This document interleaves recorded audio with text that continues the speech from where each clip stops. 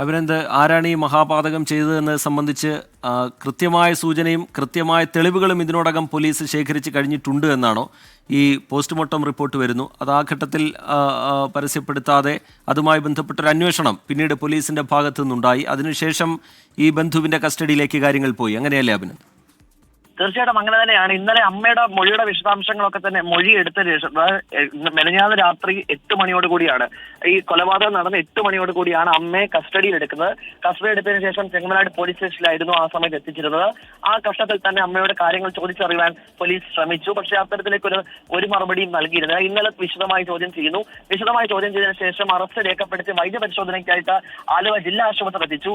പക്ഷേ ജില്ലാ ആശുപത്രിയിൽ എത്തിയ ശേഷം വീണ്ടും മജിസ്ട്രേറ്റിന് മുന്നിൽ ഹാജരാക്കാതെ ഈ ചെങ്ങമനാട് പോലീസ് സ്റ്റേഷനിലേക്ക് തന്നെ എത്തിക്കുകയായിരുന്നു. അപ്പൊ അതിനകത്ത് തന്നെ ഇന്നലെ പോലീസിന് മുന്നിൽ ഒരു അവ്യക്തത ഉണ്ടായിരുന്നു എന്നതിൽ വ്യക്തമാണത്, കൃത്യവുമാണ്. അതിനുശേഷം പുത്തൻകുരിശ് ഡിവൈഎസ്പി സ്ഥലത്തെത്തിയതിനു ശേഷം ഇത്തരത്തിലേക്കുള്ള തെളിവുകൾ ശേഖരിക്കുന്നതിനകത്ത് ഒരു വെല്ലുവിളി ഉണ്ട് എന്ന് ബോധ്യപ്പെട്ടു എന്ന് പോലീസിന് മനസ്സിലാക്കി. അതിനുശേഷമാണ് അടുത്ത ബന്ധുവിലേക്ക് തന്നെ ഇതിന്റെ കുന്തമുന നീടുന്നത്. ഇന്ന് രാത്രിയോടുകൂടി ആ വീട്ടിലെത്തി ഇത്തരത്തിലേക്ക് എത്തും. പക്ഷേ അടുത്ത ബന്ധു ആരാണെന്നുള്ള കാര്യം ഇപ്പോഴും പോലീസ് വ്യക്തമാക്കുന്നില്ല. പോലീസ് മറ്റൊരു വിവരങ്ങളും ഇത് ലഭിക്കുന്നില്ല. കാരണം കൂടുതൽ വിവരങ്ങൾ നൽകി കഴിഞ്ഞാൽ അത് മറ്റ് തരത്തിലേക്ക് അത് പോകാൻ സാധ്യതയുണ്ട്. അതുകൊണ്ട് പഴുതടച്ച ഒരു അന്വേഷണം എന്ന രീതിയിൽ തന്നെ കുറച്ചൊക്കെ രഹസ്യ സ്വഭാവമുള്ളതാക്കി മാറ്റാം എന്നതാണ് ഇപ്പോൾ SP തീരുമാനിച്ചത്. ഇതിന്റെ ഭാഗമായിട്ട് പ്രത്യേക അന്വേഷണ സംഘത്തെ രൂപീകരിക്കുന്നതോടുകൂടി കൂടുതൽ തെളിവുകൾ ശേഖരിക്കാൻ കഴിയും. അത് കൂടുതൽ നടപടികളിലേക്ക് കടക്കാൻ സാധിക്കുമെന്നാണ് ഇപ്പോൾ പോലീസ് പ്രതീക്ഷിക്കുന്നത്. എന്തായാലും ഈ അടുത്ത ബന്ധുവിനെ വിശദമായി ചോദ്യം ചെയ്യേണ്ടതുണ്ട്. അദ്ദേഹം ഇയാൾ തന്നെയാണോ ഇത്തരത്തിലേക്ക് വലിയ രീതിയിൽ തന്നെ ഈ ക്രൂരമായ പീഡനത്തിനിരയാക്കി ആ ക്രൂരമായ പീഡനത്തിൽ മനംനൊന്താണോ അമ്മ പുഴയിലേക്ക് കുഞ്ഞിനെ എറിഞ്ഞു കൊല്ലാൻ തീരുമാനിച്ചെന്ന അടക്കമുള്ള കാര്യത്തിൽ ഇനിയായിരിക്കും വ്യക്തത വരിക. എന്തായാലും അല്പസമയത്തിനകം തന്നെ അഭിനന്ദ്, ഈ അമ്മയുടെ മൊഴിയിൽ തുടക്കം മുതൽ അവ്യക്തതകളുണ്ട്. ആദ്യഘട്ടത്തിൽ അവർ കുടുംബ പ്രശ്നമാണെന്നാണ് പറയുന്നത്. പക്ഷേ പ്രത്യേകിച്ച് ഫോക്കസ് ചെയ്തൊരു ഇഷ്യൂയോ കാര്യങ്ങളോ ഒന്നും പറയുന്നില്ല. അവിടെ തന്നെ സംശയമുണ്ട്. മൊഴികളിൽ ആവർത്തിച്ച് പലതരത്തിലുള്ള മൊഴികൾ നൽകുന്നു. ഒരു അവ്യക്തത അവിടെ നിൽക്കുന്നു. ഇന്ന് അവരുടെ മൊഴിയായി പുറത്തു വന്നത് ഈ മകളെ ലാളിക്കുന്നത്, ഭർത്തൃ വീട്ടുകാർ ലാളിക്കുന്നതൊന്നും അവർക്ക് ഇഷ്ടമായിരുന്നില്ല. അവരെ വേദനിപ്പിക്കാൻ വേണ്ടിയാണ്, ഭർത്തൃ വീട്ടുകാരെ വേദനിപ്പിക്കാൻ വേണ്ടിയാണ് ഈ കൊടും ക്രൂരകൃത്യം ചെയ്തതെന്നാണ് അവരുടെ മൊഴി. ഈ ഘട്ടങ്ങളിലൊക്കെ, ഈ വിവരങ്ങൾ തേടുന്ന ഘട്ടങ്ങളിലൊക്കെ പോലീസിന് മറ്റു ചില സംശയങ്ങൾ കൂടി ഉണ്ടായിരുന്നു. ഇപ്പോൾ ഈ പോസ്റ്റ്മോർട്ടം റിപ്പോർട്ട് കൂടി പുറത്തു വരുന്നതോടുകൂടി അതിലൊരു വ്യക്തതയിലേക്കും തുടർ നീക്കങ്ങളുടെ ഭാഗമായ ഒരു വ്യക്തതയിലേക്ക് അന്വേഷണ സംഘം എത്തുകയായിരുന്നു. ഇനി ഇതിൽ ഒരുപാട് കാര്യങ്ങൾ അറിയേണ്ടതുണ്ടല്ലോ. ഒരുപാട് ചോദ്യങ്ങൾക്കിനിയും ഉത്തരം ഇവിടെ ബാക്കിയാവുകയാണല്ലോ അഭിനന്ദ്. തീർച്ചയായിട്ടും നമ്മളിത് പരിശോധിച്ച് നോക്കുകയാണെങ്കിൽ ആദ്യം തിരുവാങ്കുറത്ത് നിന്ന് കാണാതായി ഇങ്ങോട്ടേക്ക് പിന്നീട് ഈ പുഴയിൽ നിന്ന് കണ്ടെത്തുന്ന സാഹചര്യത്തിൽ തന്നെ അമ്മയോട് ഈ കുട്ടി എവിടെയെന്ന് ചോദിക്കുമ്പോൾ പോലും അപ്പോഴും ഉരുണ്ടടിക്കുന്ന സാഹചര്യമാണ് ഉണ്ടായത്. പിന്നീട് ഈ മൊഴി അടക്കം രേഖപ്പെടുത്താനായിട്ട് പോലീസ് അവിടേക്ക് എത്തുമ്പോഴും അമ്മ പലതരത്തിലുള്ള മൊഴികൾ മാറ്റി മാറ്റി പറഞ്ഞ സാഹചര്യം ഉണ്ടായി.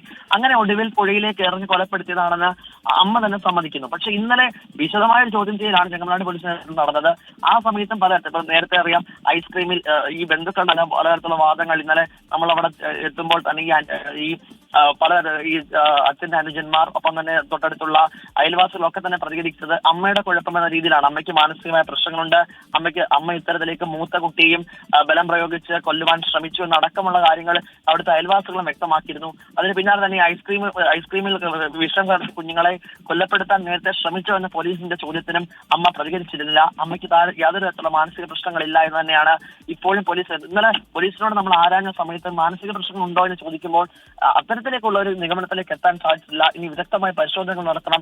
ആ വിദഗ്ധമായ പരിശോധനയ്ക്ക് ശേഷം മാത്രമേ അത്തരത്തിൽ ഒരു മാനസിക പ്രശ്നമുണ്ട് എന്നുള്ള നിഗമനത്തിലേക്ക് എത്താൻ സാധിക്കുള്ളൂ എന്നായിരുന്നു പോലീസ് വ്യക്തമാക്കിയത്. പക്ഷെ ഇന്നലെ തന്നെ പോലീസിന്റെ നീക്കങ്ങളിൽ നമുക്കും സംശയമുണ്ടായിരുന്നു. അത്തരത്തിലേക്കായിരുന്നു അവർ ആ ഒരു ആശയവിനിമയം നടത്തിയത്. ആശയവിനിമയത്തിന്റെ അടിസ്ഥാനത്തിൽ ഇന്ന് പുതിയൊരു വെളിപ്പെടുത്തൽ ഉണ്ടായത് പോസ്റ്റ്മോർട്ടം റിപ്പോർട്ടിന്റെ ഭാഗമായിട്ടാണ്. ഈ അമ്മയ്ക്ക് ലാളിക്കുന്ന മറ്റൊരു മൊഴി, അമ്മയുടെ മൊഴി ഇന്ന് പുറത്തു വന്ന മൊഴിയുടെ വിശദാംശം അനുസരിച്ച് അമ്മയ്ക്ക് ഈ കുട്ടി ലാളിക്കുന്ന മറ്റുള്ള ആളുകൾ ഈ കുട്ടിയെ ലാളിക്കുന്നതിൽ അമ്മയ്ക്ക് വലിയുള്ള എതിർപ്പുണ്ടായിരുന്നു. അങ്ങനെയാണ് ഇതെല്ലാം കൂടി കൂട്ടി വായിക്കുമ്പോൾ അമ്മയ്ക്ക് ഈ കുട്ടിയെ പറ്റി കൺസേൺ ഉണ്ടായിരുന്നു. അങ്ങനെയാണോ മനം നൊന്ത് ഇത്തരത്തിലേക്ക് ഈ ഒരു കൃത്യം ചെയ്യുന്നതിൽ അമ്മയെ പ്രേരിപ്പിച്ചെന്നുള്ള കാര്യത്തിൽ ഇനിയായിരിക്കും വ്യക്തത വരിക. എന്തായാലും പുത്തൻകുരിശ് പോലീസ് നേതൃത്വത്തിൽ ഈ കസ്റ്റഡിയിലെടുത്ത അടുത്ത ബന്ധുവിനെ വിശദമായി ചോദ്യം ചെയ്തുകൊണ്ടിരിക്കുകയാണ്. ആ വിശദമായ ചോദ്യം ചെയ്തതിനു ശേഷം അമ്മയുടെ നേരത്തെയുള്ള മൊഴികൾ ഇപ്പോൾ ഉരുതിരിഞ്ഞു വന്ന ഈ സാഹചര്യം എല്ലാം ആരാണ് ഈ പെൺകുട്ടിയെ ലൈംഗിക ചൂഷണത്തിന് വിധേയമാക്കിയത് എന്നത് സംബന്ധിച്ചുള്ള ഒരു നിഗമനത്തിലേക്ക് പോലീസ് ഈ ഘട്ടത്തിൽ എത്തിച്ചേരുന്നുണ്ട് എന്ന് മനസ്സിലാക്കുന്നു. മറ്റാരെങ്കിലും ഈ സംഭവം അറിഞ്ഞിട്ടുണ്ടോ? ആരെങ്കിലും ഇത് മറച്ചുവെക്കാൻ ശ്രമിച്ചിട്ടുണ്ടോ? അത്തരത്തിലുള്ള വിവരങ്ങൾ ഇതിൽ പ്രധാനമാണ്. അതിലേക്ക് കൂടി അന്വേഷണം നീങ്ങാൻ പോകുന്നു. ഈ ഘട്ടത്തിൽ അതിൻ്റെ സൂചനകളൊക്കെ പോലീസിന് ലഭ്യമായിട്ടുണ്ട് എന്ന് വേണം കരുതാനല്ലേ അഭിനന്ദ്?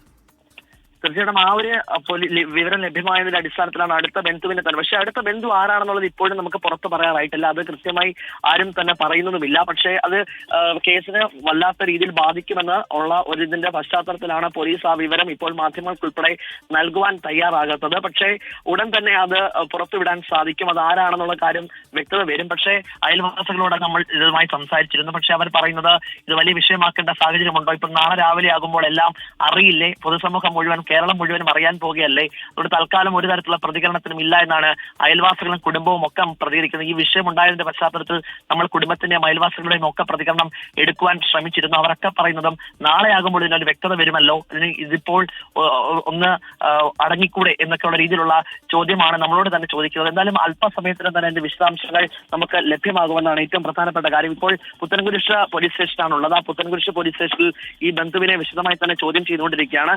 അല്പസമയത്തിനകം അതുമായി ബന്ധപ്പെട്ടുള്ള വ്യക്തത വരും.